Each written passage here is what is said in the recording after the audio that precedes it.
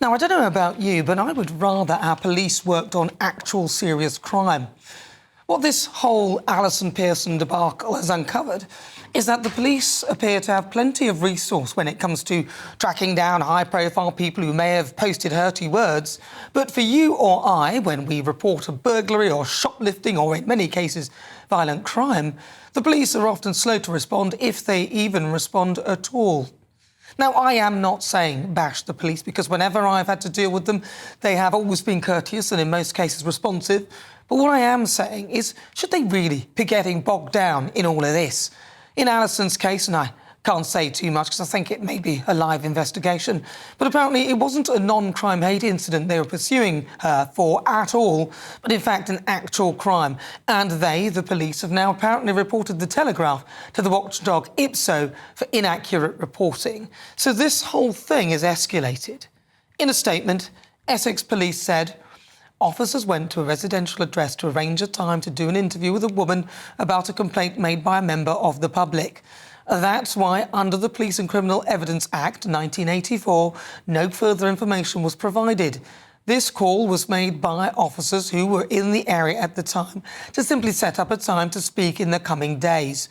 At no stage during the short interaction between the woman and our officers was she informed that the report being investigated was being treated as a non-crime hate incident, and to suggest otherwise is wholly inaccurate and misleading.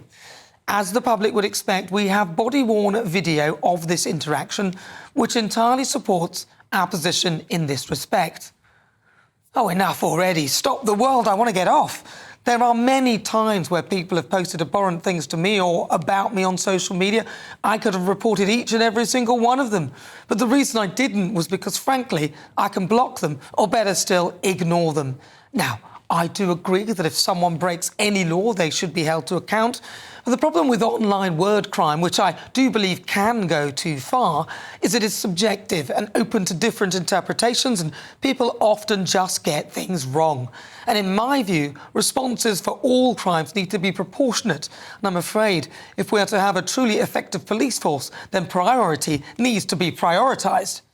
I get that in some of these online cases, nobody wants to look bad or foolish and stand down. But let's get a grip of this and ask whether heavy-handed responses to this sort of thing are reasonable and proportionate, and whether these crimes are actually a priority. Whilst I absolutely want respect and tolerance in the way in which we communicate with each other online, I also want to feel safe on the streets and in my home. And to me, the latter is a greater priority. And given the state of the Crown Prosecution Service, where a care worker can be jailed for longer for live-streaming a riot than a machete-wielding youth who's been jailed for killing someone, you've got to ask yourself, what on earth is going on? I am at the moment campaigning like mad in my constituency, and many others are, to get the police onto the streets to stop the shoplifters going on in open, standing on the pavements, going into shops, threatening the shopkeepers, raiding these places to the tune of £10,000 a time, destroying the peace and certainty of the high streets. That's where we want the police. What I don't want the police to do is to go investigating something that happened a year or so ago that was a comment from a journalist. This is kind of thought police territory, and whatever else happens, that's got to stop. Let's get the police to do the one thing that every member of the public wants them to do: get after antisocial behaviour and violence and threats. Well, that was Ian Duncan-Smith speaking earlier on LBC. I'm just not convinced that, given the limited resources and the cash our police have to investigate crimes, that dealing with online word crime in a heavy-handed manner is the best use of their time and energy.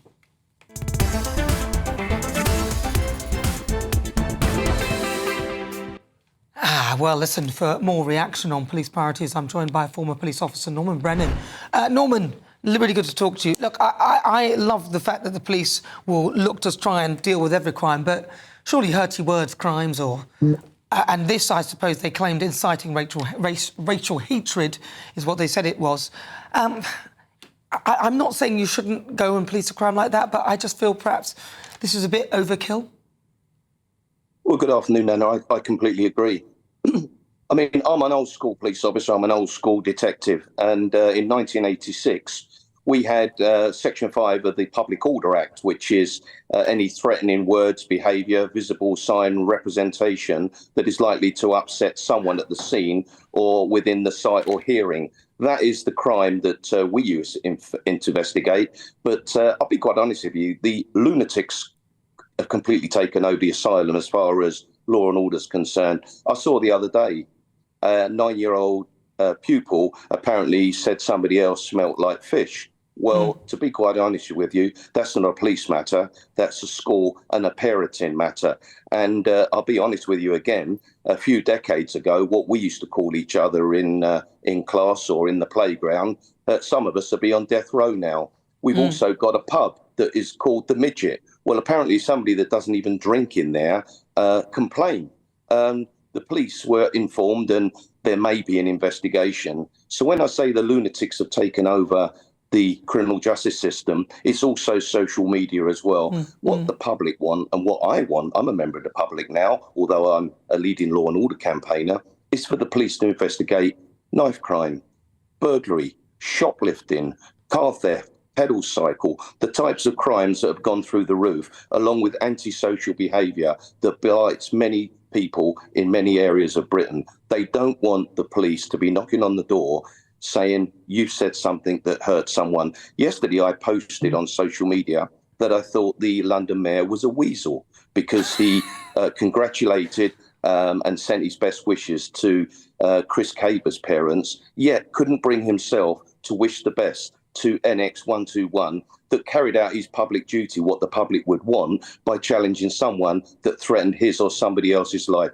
So truly, yes, the lunatics have taken over the asylum, social media, and it's about time that police got back to doing what the public want, answering their call and investigating their crimes. Well, obviously, Sadiq Khan isn't here to defend himself on that one, so, yeah, but that was a bit of an odd behaviour that he would do that immediately. He should have known some detail about Chris Kaba. I suspect he would have known something, and now, obviously, the truth has come out that Chris Kaba was quite a dangerous gangster, and this police officer was doing his duty and has been cleared, but also has been named, which I think is absolutely abhorrent. But if we come back to policing thought, do you think that these officers go and think, oh, God, we don't really want to do this? Or do you think they're going there and actually feeling that this is the right use of their time? I agree with you.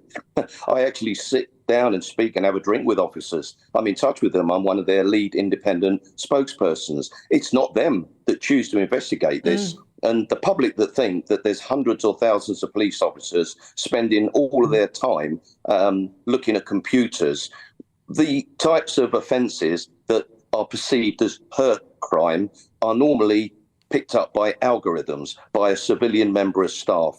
And senior police officers are the ones, the chief constables, PCCs and the College of Policing, they're the ones with no backbones. They're the ones that say, this is nonsense. We want our frontline officers out there, visible, doing what the public want, not knocking on people's doors saying, did you say something that might have hurt somebody? Because that's not what frontline policing is about. It's not why I joined the police. And I can tell the public now, tens of thousands of frontline officers like me are sick and tired of this woke, weary, wokery nonsense that really has taken over society.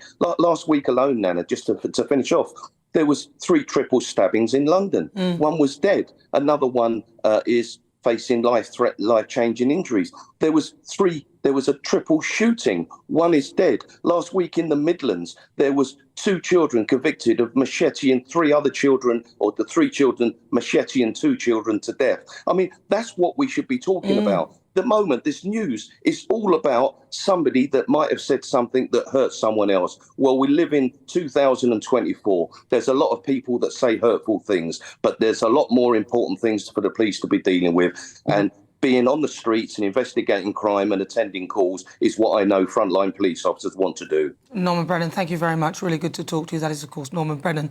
He's a former police officer.